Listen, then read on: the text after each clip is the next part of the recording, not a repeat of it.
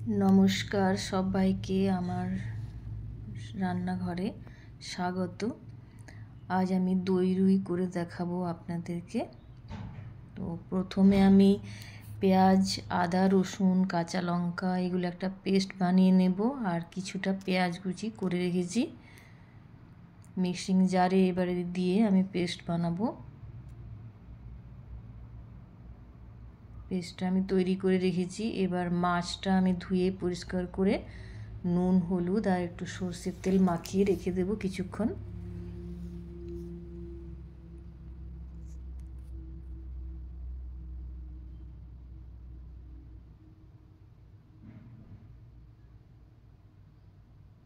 एकटु सर्षेर तेल दिलाम। एबार आमी मेखे भालो करे आध घंटा मतो रेखे देब।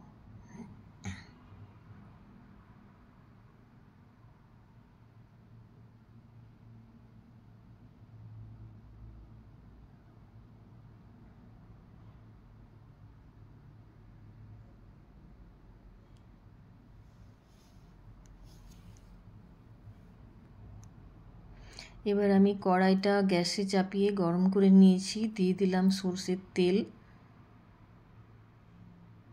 तेल बेश गरम हो गेছে। एबार आमी माछगुलो छेड़े देब। तेल यदि काँचा अवस्थाय छाड़ा हय माछगुलो तो कड़ाइয়ের तलाते लेगे जाबे, सेइजন্য खूब गरम हওয়ার পরে आमी माछगुलो छेड़े दिलाम। एबार एक पिठटा भाजा হয়ে গেলে आमी आरेक पिठटा उल्टे देब। एक दिकटा भाजा হয়ে গেছে।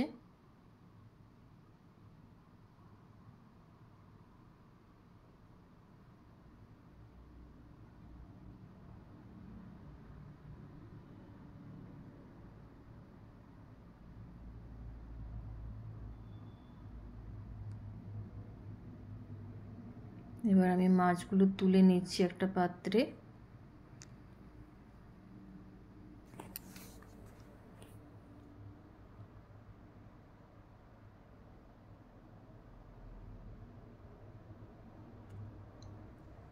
এবার আমি ওই তেলের মধ্যে তেজপাতা এলাচ লবঙ্গ দারচিনি আর একটা শুকনো লঙ্কা ফোড়ন দিলাম আর দেব পাঁচ ফোড়ন।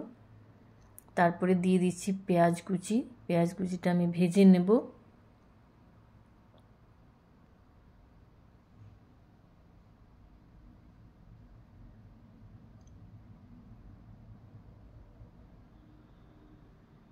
পেঁয়াজটা ভাজা হয়ে গেছে। এবার আমি যে পেস্টটা বানিয়ে রেখেছি পেঁয়াজ আদা লঙ্কা আর রসুনের পেস্টটা সেটা দিয়ে দিলাম। এবার একটু আমি ভেজে নেব।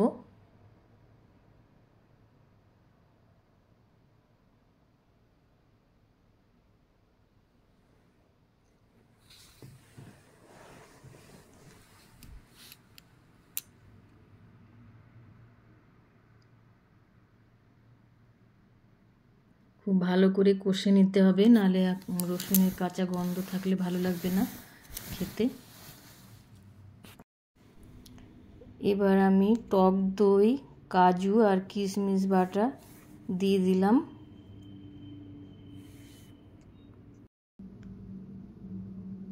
টক দইটা খুব ভালোভাবে ফেটিয়ে নিতে হবে, নালে ঢেলা পাকিয়ে যাবে। এবার আমি পেঁয়াজ রসুনের সাথে খুব ভালো করে মিশিয়ে নিচ্ছি। কাজু বাদামটা তলায় ধরে যেতে পারে, সেই জন্য কন্টিনিউ নাড়তে থাকতে হবে।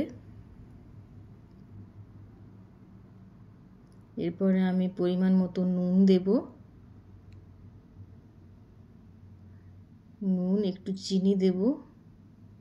কেউ যদি মিষ্টি পছন্দ না করেন দেবেন না। আর কাশ্মীরি লঙ্কার গুঁড়ো দিলাম। এবার একটু চিনি দিচ্ছি। আবার একটু ভালোভাবে কষে নেব।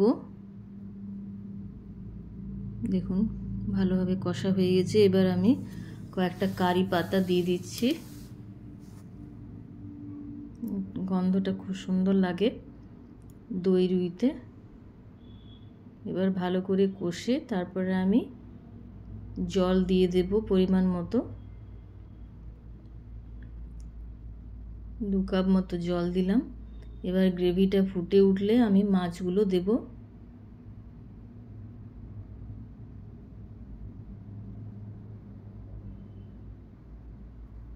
গ্রেভিটা ফুটে গেছে, এবার আমি মাছগুলো দিয়ে দিচ্ছি।